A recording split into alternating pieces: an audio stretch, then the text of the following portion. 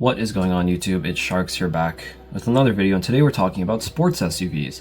I feel like nowadays, everywhere I look, I see another sports SUV. They're becoming very common. You can almost not go on a drive now without seeing at least one of them. And I think that's a good thing. I think they could be the new meta. And what I mean by that is, let's just take a look at what they offer. Now, SUVs are the most popular vehicle in North America. Why? There are two major reasons. Number one, we don't have wagons. Number two, they're practical. Now, if you look at your average mid-size SUV, like a RAV4 or a CR-V, they have very good cabin space. They can comfortably fit 4 adults. Some of them can comfortably fit 5 adults. Even with 5 adults in there, you can then open up the trunk and still have a very good amount of space. They sit a little bit higher up, so they have really good ground clearance for civilian vehicles. Civilian is not the right word, but you know what I mean. Let's say you're going on a camping trip with the family, you'd want to have that SUV. Why? It can drive through a campground no problem. You don't need to worry about the underbottom scraping anything. You don't need to worry about anything getting damaged. They usually have all-wheel drive, so not only will they handle, snow, rain, they're going to handle that campground just fine. And in most, or the upper half of North America, we have winter, we have snow. You're probably going to want something that with all-wheel drive, something that sits a little bit higher up. On top of that, they're pleasant to drive every day. Since you're sitting higher up, you're not at eye level with the headlights from most other vehicles like you would be in a sedan or a coupe. That's also an amazing win. So, that I feel like given that, it should come as no surprise that sports SUVs are becoming more and more popular, because you took an SUV that was already a very practical and common vehicle here, and then gave it more performance to make it even better. So now, in addition to it being practical and comfortable, it's also fast. And of course, fast is a relative term here. But what I've been seeing a lot of is a lot of X5Ms, I've been seeing a lot of Uruses, a lot of RSQ8s, a lot of SQ5s as well, surprisingly, because I guess they're a little bit smaller. And I've been seeing a lot of X3Ms, and the X3M has been creating a lot of waves online. I feel like every fourth or fifth video on my For You page on TikTok is usually going to be an X3M. And that's for good reason. They look amazing on the inside, they look amazing on the outside. There's a good aftermarket support for them. They have the S58, I think, inside of them, which again, tons of aftermarket support for the S58. Really not that hard to make a ton of power with that motor. And arguably, I guess, reliability is a touchy subject for BMW, so I'm going to leave that one alone.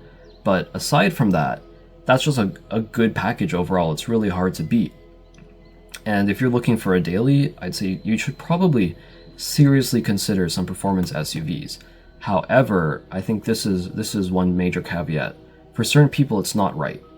And what I mean by that is, I'm using myself here as an example. I'm looking for my first car, well, my first fun car, and whatever car I buy, that's going to be my one car solution. It has to do everything.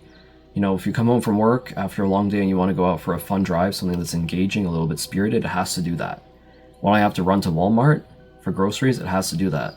When I have to grab me and 3 of my friends to drive somewhere, it has to fit all of us comfortably.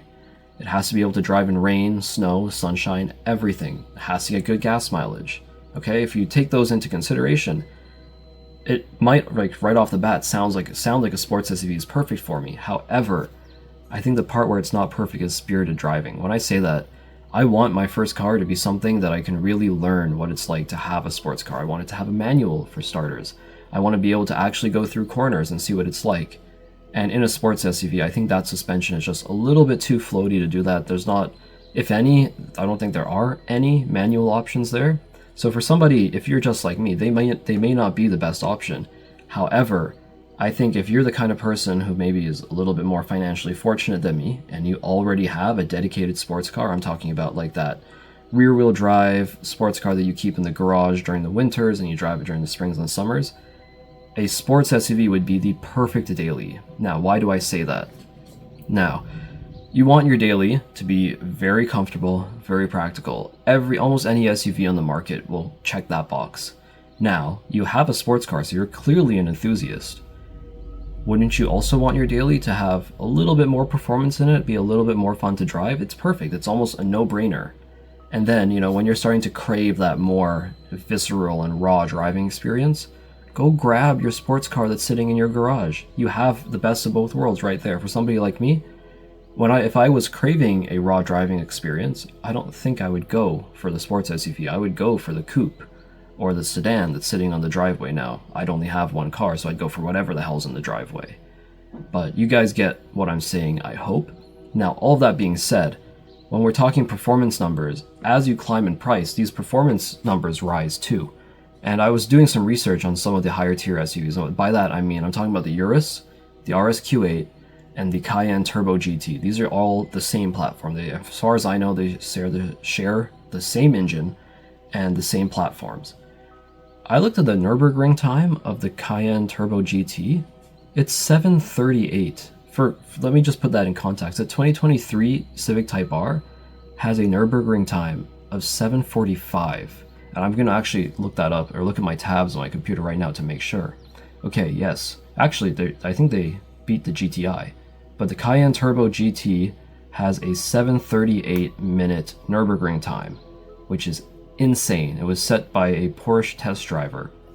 Now, this 2023 Civic Type R has a Nürburgring time of 7 minutes and 44 seconds. And that was a front-wheel drive record. Now, I know you're comparing a front-wheel drive car to a non-front-wheel drive car, but this is an SUV. An SUV against a dedicated track-built car. That's insane. These are crazy levels of performance coming out of here. So could this be a one-car solution? A Cayenne Turbo GT? Probably. Could anybody that's looking to buy one car afford a Cayenne Turbo GT? Probably not. I don't even want to... Let's find out what the price of Cayenne Turbo GT is, if I can actually see my keyboard. Let's see. Cayenne Turbo GT price. Let's see. We are looking starting at $205,000. Starting at. So, none of them will actually cost $205,000. So, if you're willing to spend probably $250,000 on an SUV, yes, you can have one that's faster than the Civic Type R. But all things considered, I'm going to wrap the video up right here. And I'm going to conclude by saying, is it perfect for everybody? No. Are they incredible? Yes. Are they perfect for some people? Yes.